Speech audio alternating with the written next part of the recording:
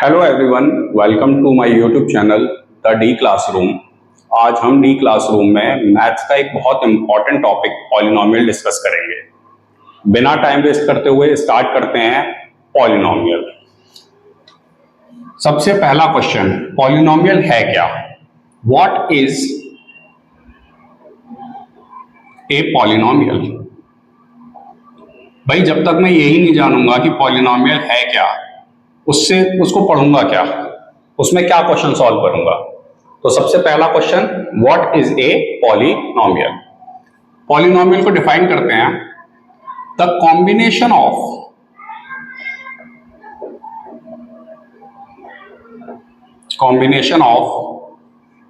Variable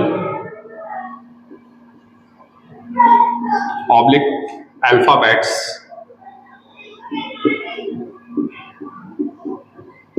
and numbers is known as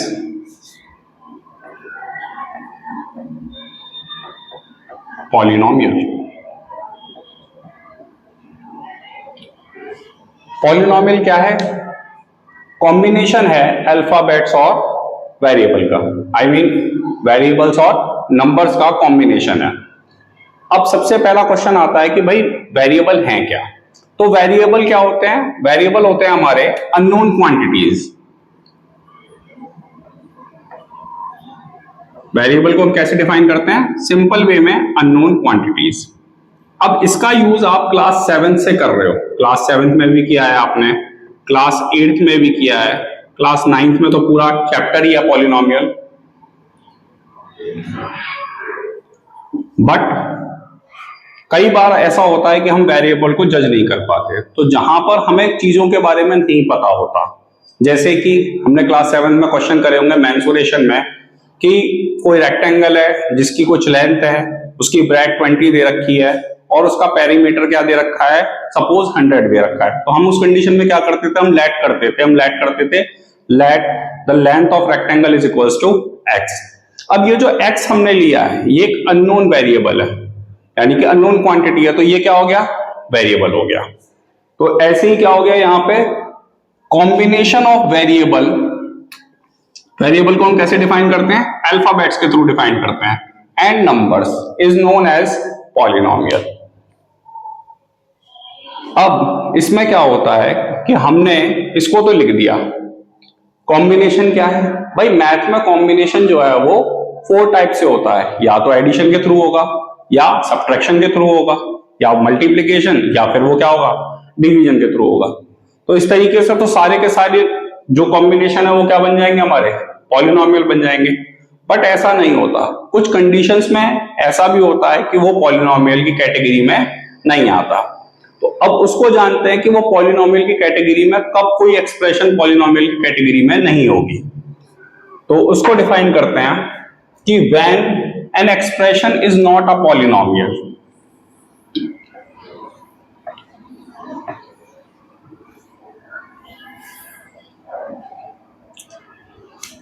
when an expression is not a polynomial।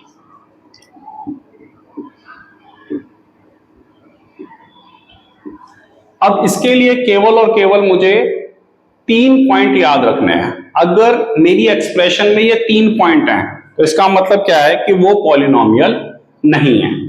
पहला point क्या है? पहला point है the power of alphabet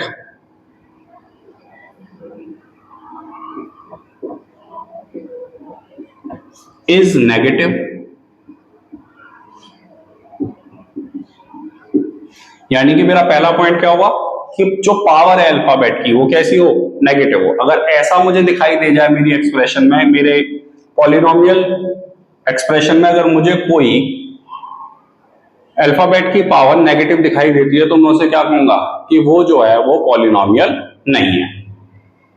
suppose example ले लेते हैं इसका। एग्जांपल क्या हो गया? मान के चलिए लिखा हुआ y प्लस 2y की पावर -1। इस कैटेगरी में ये पॉलिनोमियल नहीं है। दूसरा पॉइंट,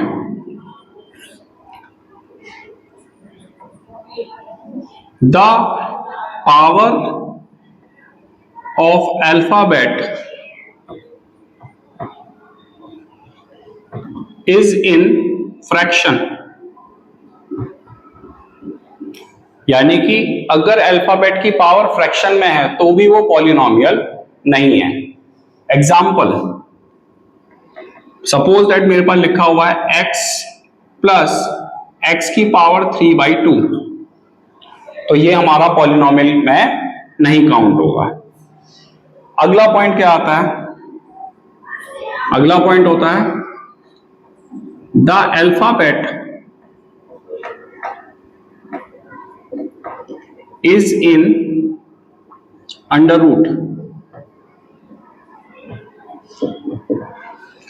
यानी कि अगर कोई अल्फाबेट, किसी एक्सप्रेशन का कोई अल्फाबेट अंडर रूट के अंदर है तो भी वो क्या नहीं होगा? पॉलिनोमियल नहीं होगा। Example, X square plus X plus under root में वाई, तो ये क्या हो गया? यहां ये दोनों तो अंडर रूट में नहीं है, बट कोई एक भी आ जाएगा तो भी वो पॉलिनोमियल की कैटेगरी से बाहर हो जाता है। और फाइनल पॉइंट क्या है हमारा? फोर्थ पॉइंट जो है वो ये है द अल्फाबेट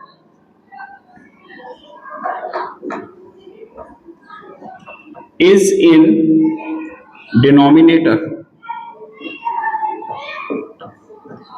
यानी कि अगर कोई अल्फाबेट डिनोमिनेटर में है तो भी वो क्या नहीं होगा? पॉलिनोमियल नहीं होगा। तो बेसिकली अगर ये 4 पॉइंट मुझे किसी एक्सप्रेशन में दिखाई देते हैं तो वो पॉलिनोमियल की कैटेगरी से क्या होगा? बाहर होगा। पहला पॉइंट क्या है? The power of alphabet is negative, power क्या नहीं होनी चाहिए? नेगेटिव नहीं होनी चाहिए। दूसरी चीज, the power of alphabet is in fraction, अगर पावर कैसी है? फ्रैक्शन में है तो भी वो पॉलिनोमियल नहीं है। The alphabet is in under root, अगर वो अंडर रूट में है तो भी वो पॉलिनोमियल नहीं है। और the alphabet is in denominator, suppose कोई पॉलिनोमियल लिखा हुआ है x प्लस 1/x, तो ये भी क्या हो गया? ये भी पॉलिनोमियल की कैटेगरी से बाहर हो जाता है।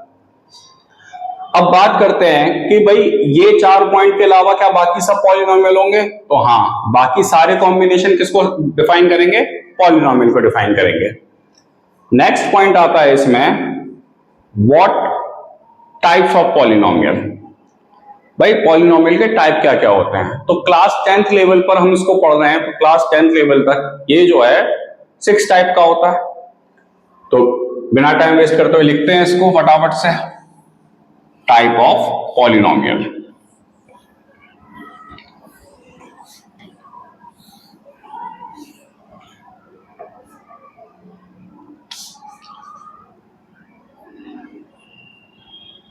Type of polynomial.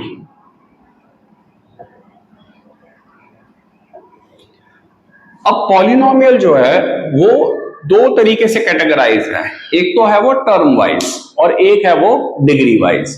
तो हम इसे दोनों टाइप से पढ़ते हैं, इसके टाइप्स को दोनों तरीके से समझते हैं। पहले समझते हैं इसको टर्म वाइज। क्लास 8th में आपने पढ़ा होगा टर्म वाइज में कि पहला क्या होता है? मोनोनोमियल। मोनोनोमियल का मतलब जिस पॉलिनोमियल में केवल एक टर्म हो। दूसरा क्या होता है? बायोनोमियल, यानी कि वो पॉलिनोमियल जिसके अंदर कितनी टर्म हो? 2 टर्म हो। और थर्ड होता है हमारा ट्रायोनोमियल। ऐसे ही डिग्री वाइज, तो डिग्री वाइज क्या होते हैं? ये डिग्री या पावर दोनों एक ही चीज है। डिग्री ऑब्लिक पावर, कई बुक्स में ये इंडेक्स भी लिखा होता है, कई एनसीईआरटी की बुक में क्या लिखा हुआ है? डिग्री, पावर या इंडेक्स। इंडेक्स का मतलब भी क्या है? पावर को डिफाइन कर रहा है। तो डिग्री वाइज भी हम ये 3 तरीके से होते हैं, लीनियर, क्वाड्रेटिक और थर्ड होता है हमारा क्यूबिक। तो टर्म वाइज 3 तरीके के और डिग्री वाइज 3 तरीके के। टर्म वाइज कौन कौन से हो गए? मोनोनोमियल, बायोनोमियल और ट्रायोनोमियल। और डिग्री वाइज लीनियर, क्वाड्रेटिक और क्यूबिक। अब क्लास 10th में इससे रिलेटेड क्वेश्चन नहीं आता, टर्म से रिलेटेड क्वेश्चन नहीं आता, पावर से रिलेटेड आता है और पावर से रिलेटेड दो ऊपर जो है ये लीनियर और क्वाड्रेटिक, इनसे रिलेटेड तो हमारे क्लास 10th में आगे के दो चैप्टर भी हैं, linear equation in two variable and fourth chapter quadratic equation. तो कहीं ना कहीं एक दूसरे के साथ क्या है, इंटरकनेक्टेड है। तो अब स्टार्ट करते हैं इसमें। सबसे पहले लिखते हैं कि भाई लीनियर क्या होता है। तो समझते हैं भाई लीनियर पॉलिनोमियल क्या होता है।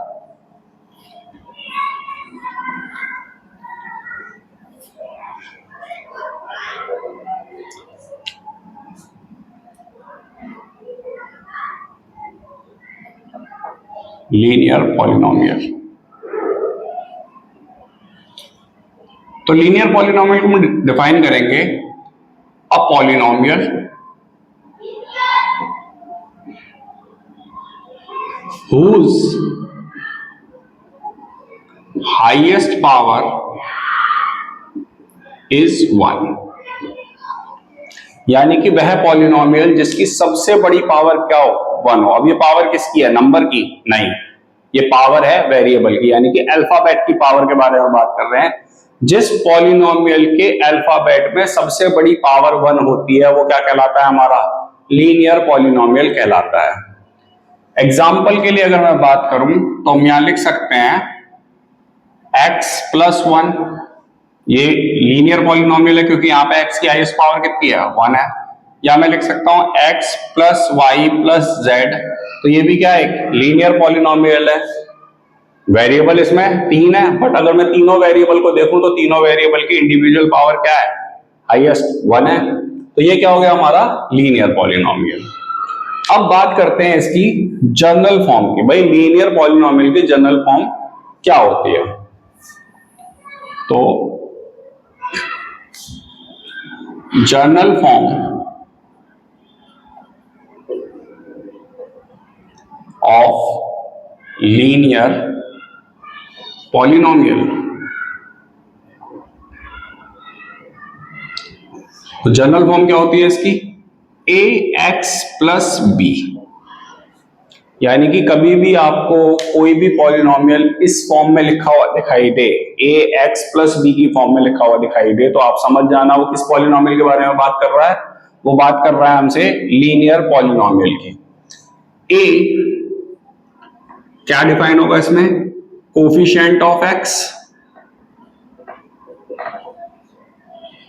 और b इसमें डिफाइन होगा एज अ कांस्टेंट।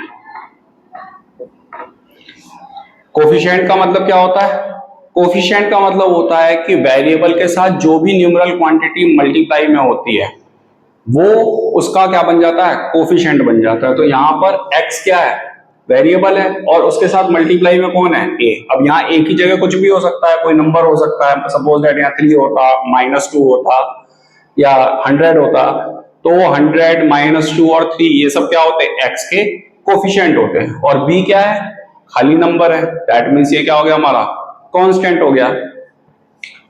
अब बात करते हैं कि भाई लीनियर पॉलिनोमियल के जीरो क्या होते हैं।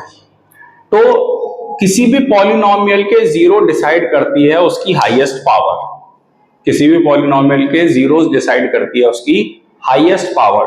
जिस पॉलिनोमियल की जो हाईएस्ट पावर होगी उसके नंबर ऑफ जीरोस, यानी कि उसके नंबर ऑफ सॉल्यूशन उतने ही होंगे। तो अगर मैं बात करूं लीनियर पॉलिनोमियल के जीरोस की, तो a linear polynomial, a linear polynomial have 1 0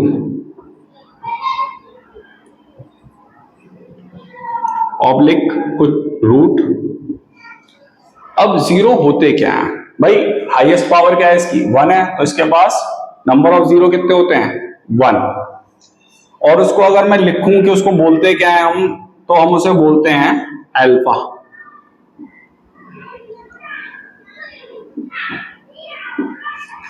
जो लीनियर पॉलिनोमियल है उसका जो जीरो है उसको हम क्या बोलते हैं, अल्फा बोलते हैं।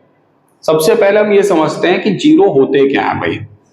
जीरोस या रूट्स वो वैल्यू होती हैं जिन वैल्यूज को हम वापस पॉलिनोमियल में उस वेरिएबल की जगह रखें तो वो पॉलिनोमियल क्या हो जाएगा हमारा, जीरो हो जाएगा। तो अगर सपोज दैट मेरे पास कोई क्वेश्चन है, मैंने क्वेश्चन ले लिया कि 2x प्लस 5, मुझे पता करना है कि भाई इसका क्या है, इसका जीरोस निकालने हैं मुझे, तो मैं क्या करूंगा, मैं इसको करूंगा 2x प्लस 5 को जीरो के इक्वल रखूंगा, तो ये क्या बन जाएगा यहाँ पे, ये हो जाएगा 2x is equal to minus का 5, तो x बराबर क्या हो जाएगा -5 अपॉन में 2। अब ये जो -5/2 है ये क्या है, ये इसका जीरो है। अब अगर मैं इस वैल्यू को x से रिप्लेस करता हूं तो ये किसके बराबर आएगा, जीरो के बराबर आ जाएगा। इसीलिए हम इसको क्या बोलते हैं, जीरोस बोलते हैं, या फिर हम क्या बोलते हैं इसको, रूट्स बोलते हैं, क्योंकि ये क्या करता है, क्वेश्चन को वैल्यू को पुट करने पर ये उसको क्या कर देता है, जीरो कर देता है। नेक्स्ट जो हमारा दूसरा टाइप था वो क्या था, क्वाड्रेटिक। अब स्टार्ट करते हैं भाई, क्वाड्रेटिक क्या होता है उसको भी समझ लेते हैं।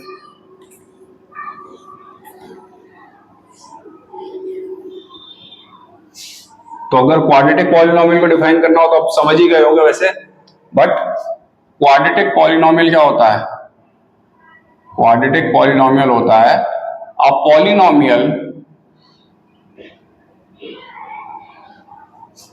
whose highest power oblique degree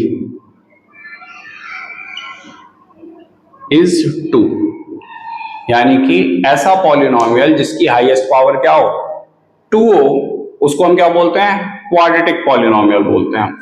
तो अब इसकी जनरल फॉर्म लिखते हैं।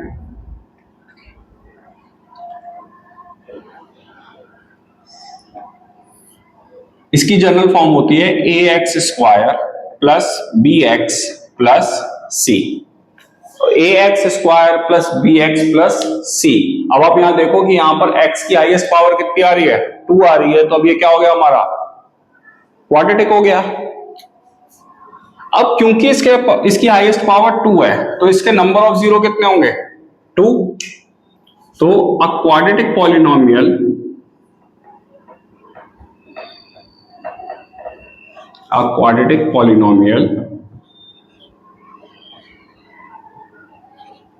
have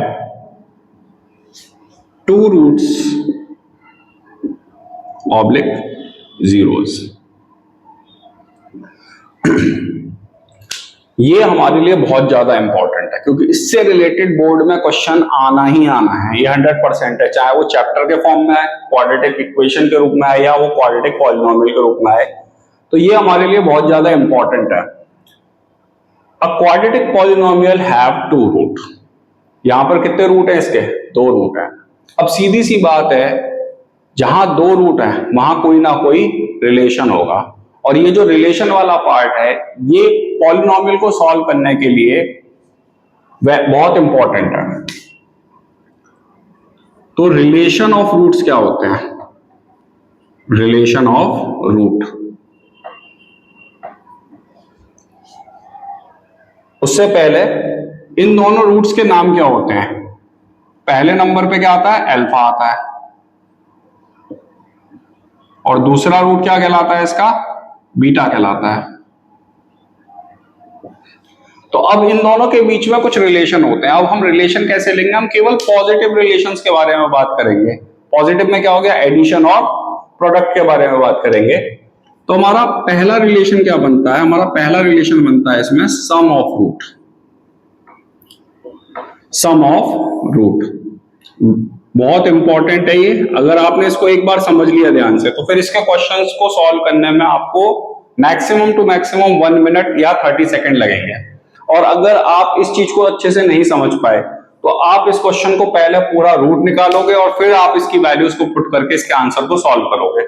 तो सबसे पहले क्या आता है, sum of root, alpha plus beta. इसकी वैल्यू डायरेक्ट निकाली जा सकती है किसी पॉलिनोमियल को देख करके, वो क्या होती है, -b/a। पहला रूट क्या हो गया हमारा, पहला रिलेशन हो गया sum of root alpha plus beta which is equals to -b/a। और दूसरा क्या होता है इसमें, सेकंड होता है हमारा प्रोडक्ट ऑफ रूट। सेकंड होता है हमारा प्रोडक्ट ऑफ रूट, यानी कि अल्फा इंटू बीटा, और इसकी वैल्यू को हम कैसे निकाल सकते हैं? Direct by putting c upon a. तो ये जो रिलेशन है ये बहुत इंपॉर्टेंट रिलेशन है क्लास 10th के लिए। ये इससे रिलेटेड क्वेश्चन 101% बोर्ड में आएगा, और जिनको ये रिलेशन डायरेक्ट अप्लाई करना आता है उनके लिए वो question maximum two maximum 1 minute या 30 सेकंड का है, बाकी ये क्वेश्चन काफी लेंथी हो जाते हैं।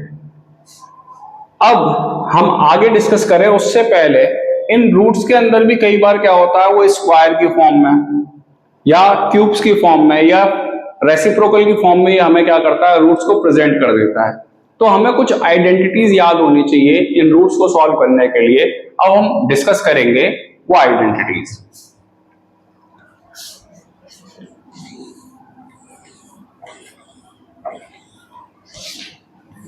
तो बेसिकली वैसे तो हमें पता ही है कि हमारी आइडेंटिटीज क्या होती है, हमने क्लास 9 में पढ़ी होंगी, बट अगर आप भूल गए हो तो मैं उसको यहाँ पे वापस से आपको याद दिला देता हूं एक बार। हमारी सबसे पहली आइडेंटिटी क्या होती है? a प्लस बी का होल स्क्वायर। हम क्या लिखते हैं?